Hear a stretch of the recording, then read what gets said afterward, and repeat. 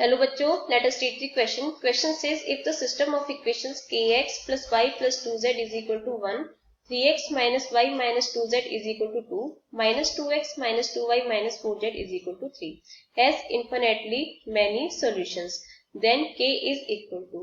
तो आइए इसके लिए हम की कंसेप्ट को समझ लेते हैं. की कंसेप्ट क्या हो जाएगा? की कंसेप्ट तो इन्फिनेटली मनी सॉल्यूशन के लिए क्या होगा? इसके लिए the system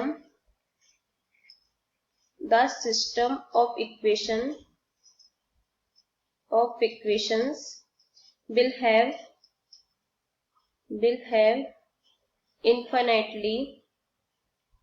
infinitely many solutions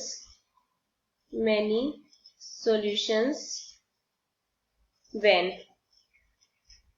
कब इन्फिनेटली सॉल्यूशंस मिलेंगे? जब d is equal to d1 is equal to d2 is equal to d3 is equal to सारे जीरो के इक्वल हो. अब इसमें d, d1, d2, d3 क्या होता है इसको भी हम समझेंगे. तो हमारा d क्या हो जाएगा? d होगा हमारा जो इक्वेशंस दे रखी हैं, यानी कि जो a मैट्रिक्स बनती है वो हमारा d होता है. तो ये हो जाएगा k 1 2 3 -1 2 -2 -2 -4. ये हो गया हमारा d. d1 क्या होगा? जो b मैट्रिक्स है यहाँ पे b क्या होगी? ax is equal to b. तो यहाँ से b मैट्रिक्स क्या होती है? b मैट्रिक्स होती है 1 2 3. तो हम d में जो पहला कॉलम है उसकी जगह हम b को पुट कर देंगे, यानी कि ये हो जाएगा 1 2 3 और बाकी एज इट इज 1 -1 -2 2 2 -4. d2 हो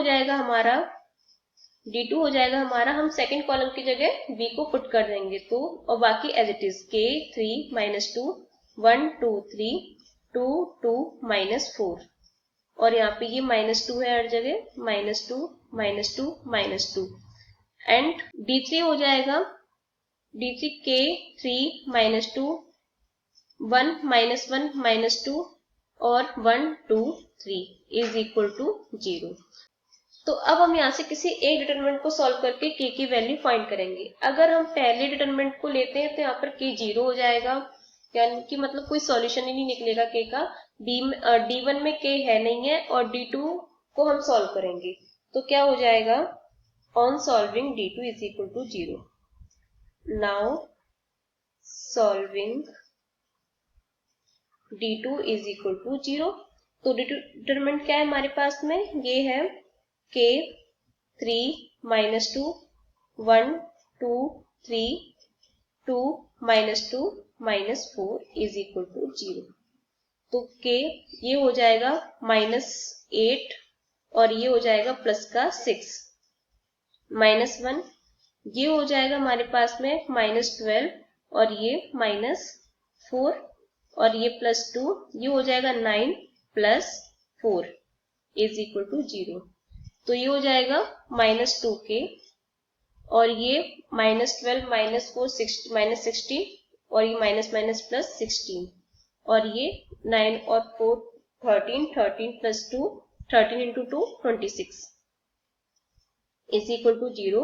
तो -2k इज इक्वल टू ये हो जाएगा -6 और 2 और 1 3 3 और 1 4.